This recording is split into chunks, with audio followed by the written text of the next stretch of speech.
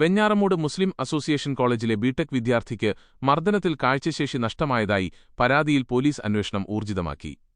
അടിക്കടി ഈ കലാലയത്തിൽ സമാനമായ സംഭവങ്ങൾ അരങ്ങേറുന്നത് പതിവായതും അന്വേഷണത്തിന്റെ പരിധിയിൽ വരുന്നതായാണ് അറിയുന്നത്.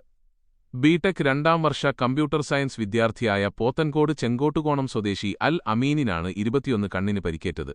മെയ് 24 രാത്രി കോളേജിൽ പൂർവ്വ വിദ്യാർത്ഥികളെ ആദരിക്കുന്ന ഇമ്പൾസ് എന്ന പേരിൽ ചടങ്ങ് നടത്തുകയും അതിൽ കോളേജ് കുട്ടികളുടെയും മറ്റും പരിപാടികൾ അവതരിപ്പിക്കുകയും ചെയ്തിരുന്നു. ഈ പരിപാടിയിലേക്ക് പുറത്തുനിന്നുള്ളവർ പള്ളി ഗേറ്റ് വഴി കടന്നുവരികയും കുട്ടികളുമായി അടിപിടി ഉണ്ടാവുകയും ചെയ്തു എന്നാണ് പറയപ്പെടുന്നത്. ഈ അടിപിടിക്കിടെയാണ് അൽ അമീന് പരിക്കേറ്റത്. കണ്ണിൽ ഏതോ വസ്തു ഉപയോഗിച്ച് അടിച്ചു എന്നാണ് അൽ അമീൻ പറയുന്നത്.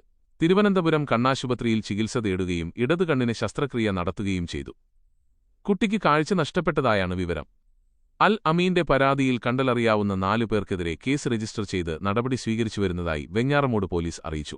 ഇതേസമയം ഈ കലാലയത്തിൽ പോലീസിന്റെ നിരീക്ഷണം വേണമെന്ന് വർഷങ്ങളായി പ്രദേശവാസികളിൽ നിന്നും അഭിപ്രായമുണ്ട്.